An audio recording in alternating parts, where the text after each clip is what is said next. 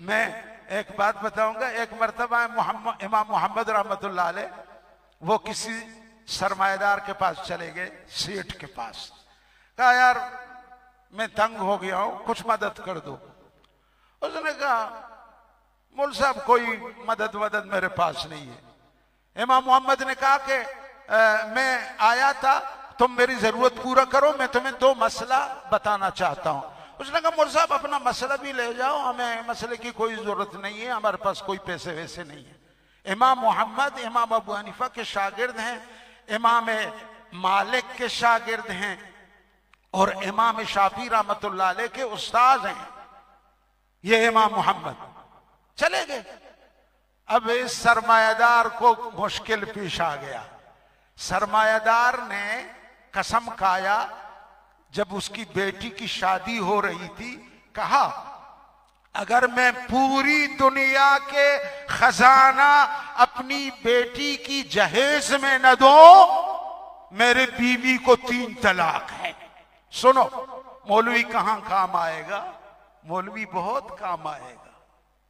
जब तुम पैदा होगे कान में अजान के लिए मौलवी काम आएगा। हाँ, जब वफात हो जाओगे जनाजे के लिए मौलवी काम आएगा। फिर दुआ के लिए हमेशा मौलवी काम आएगा। महशर में शफाअत के लिए भी मौलवी काम आएगा। अल्लाह। अब हड्डी उस सरमाएदार के गले में अटक गई। अब दुनिया की पूरी दुनिया का खजाना कहां वो अपनी बेटी की जहेज में दे सकता? आपका खजाना देगा, मेरा देगा, कराची वालों का देगा, लेकिन लाहौर वालों का कहां से दे सकेगा? हाँ, बलूचिस्तान का कहां देगा? सूबे दुनिया की, अमेरिका का कहां खजाना वो दे सकता है?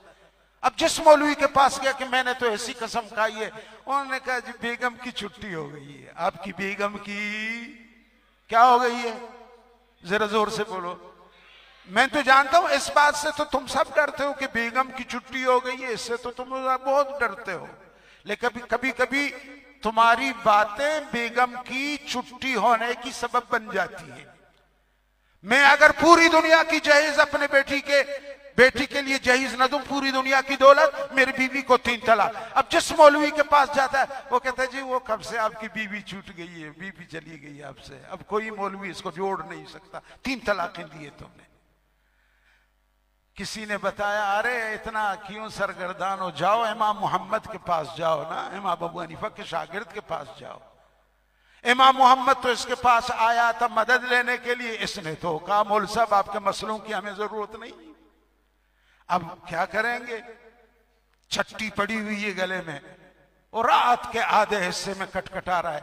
इमाम मोहम्मद ने दरवाजा खोला, देखा वही सरमायादार है जिसने कहा मौलवी साहब आपकी मसलों की हमें जरूरत नहीं। हाँ, क्यों आ गए? हाजी बड़ा खतरनाक मसला है, मैं बर्बाद हो गया, बेगम हाथ से चली गई और मैंने ये कसम उठाया, ये मैंने कर लिया, खुदा के लिए कोई रास्ता निकाल दो, खुदा के लिए मौलवी साहब। अब कभी यहां पक करता है, कभी यहां बोसा लेता है, कभी हाथ चूमता है, कभी पैरों पड़ता है।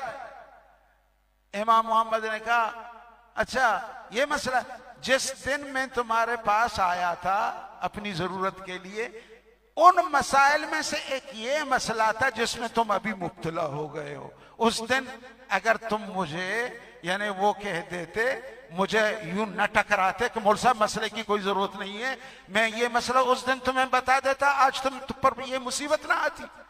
ठीक है, लेकिन अभी मुफ्त में नहीं बताऊंगा, मुफ्त में नहीं, 1000 दीनार तुम्हें देना पड़ेगा तब बताऊंगा। भाई ऐसे सरमाएदारों से तो इसी तरह लेना पड़ेगा ना हमें। हाँ, वो अल्लाह के रास्ते पे तो नहीं देते, समझे? मर्द नगन वर्गा है बलूची गुशानी और नगनारा बुजा बो मर्द बुजे रंदा का बुस तेस्तेरा तात को लाटू गुरु सेंगो डुओको बोस दस्ता न कपी नगनाने वो उसते बस के बोस नहीं मनती रंदा ने आए मौतात के दम बुरता बरो नगना बोर बले दो आखिर पे मनी बालों का बका मंत्र बख्शा था ये पे में बख्शा एक दर्द हुआ नवा। समझ रहे हैं भाई? है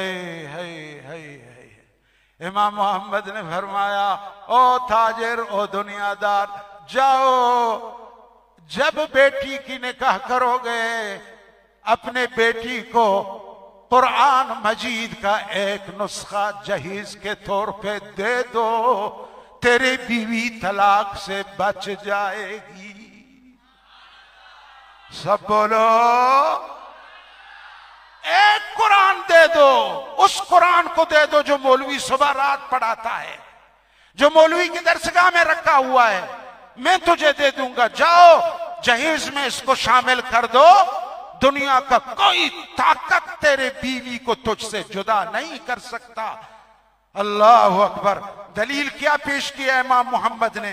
इमाम मोहम्मद ने यह दलील पेश किया, वला रतबिन वला इल्ला फी किताब मुबीन। ये वो अजीम शान किताब है, अल्लाह ने सब मसाइल, चीजें, खजाने, चाहे वो खुशकी के हों या तरी के हों, अल्लाह ने सब कुरान में बयान कर दिए।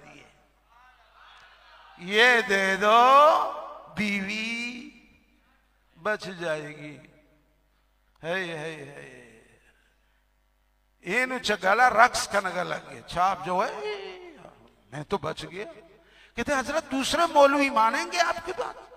उसने कहा जो ना माने आप ये आयत पढ़ के सुनाओ। फिर इमाम मोहम्मद ने दलील उलमा को दे दी, तो सब उलमा ने सर झुका के इमाम मोहम्मद की इस दलील को कबूल कर दिया।